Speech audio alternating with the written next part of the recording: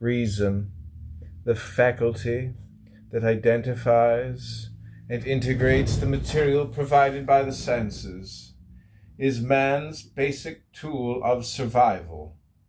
Commitment to reason is commitment to the maintenance of a full intellectual focus, to the constant expansion of one's understanding and knowledge, to the principle that one's actions must be consistent with one's convictions, that one must never attempt to fake reality or place any consideration above reality, that one must never permit oneself contradictions,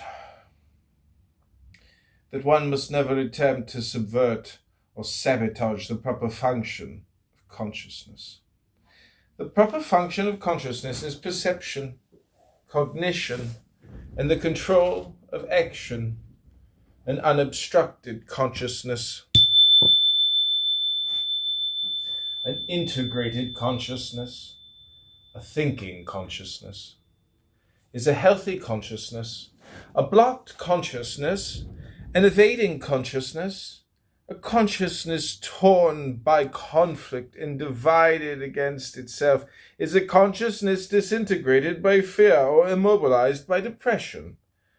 A consciousness disassociated from reality is an unhealthy consciousness. For a fuller discussion of this issue, see the chapter entitled Objectivism and Psychology in my book, Who is Ayn Rand? In order to deal with reality successfully, to pursue and achieve the values which his life requires, man needs self-esteem. He needs to be confident of his efficacy and worth. Anxiety and guilt, the antipodes of self-esteem and the insignia of mental health.